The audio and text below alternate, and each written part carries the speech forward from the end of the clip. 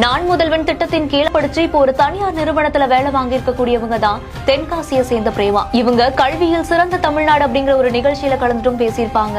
அப்போ தன்னை கஷ்டப்பட்டு படிக்க வச்ச அப்பா மழையில ஒழுகுற வீட்டுல வாழ்ந்துட்டு வரதாகவும் கண்ணீர் விட்டு அழுதுருப்பாங்க. அப்போ அந்த நிகழ்ச்சியில இருந்த மு.க. ஸ்டாலின் அவர்கிட்ட தன்னுடைய அப்பாவுக்காக ஒழுகாத வீட்டை கட்டி தரணும் அப்படிங்கிற மாதிரி ஒரு கோரிக்கையும் வச்சிருப்பாங்க. அப்படி தென்காசியில கட்டப்பட்டு வரக்கூடிய அந்த வீட்டை முதலமைச்சர் மு.க. ஸ்டாலின் நேர்ல போய் பார்வையிட்டிருக்காரு. இந்த செய்தி குறித்த உங்களுடைய கருத்துக்களை கீழே ஷேர் பண்ணுங்க. வீடு எப்படின்னா ஓட்டு வீடு தான். அது மழை பெஞ்சா தாங்காது, ஒழுகிட்டே தான் இருக்கும். காலேஜ்க்கு வந்து ஹாஸ்டல்ல படிச்சுட்டு இருந்தேன். அப்போலாம் ஹாஸ்டல்லாம் இருக்கும்போது மழை பெஞ்சா தெரியவே செய்யாது.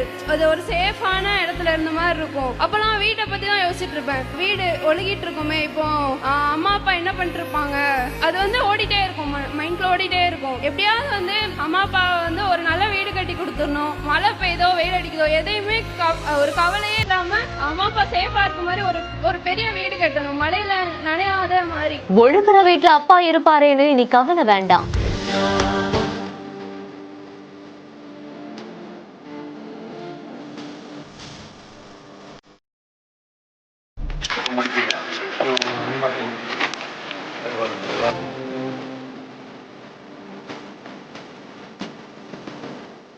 தெரியுதம்மா எப்படி இருக்க?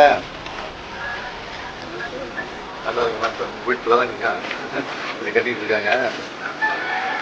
2 மாசம் முடிச்சிருக்காங்க.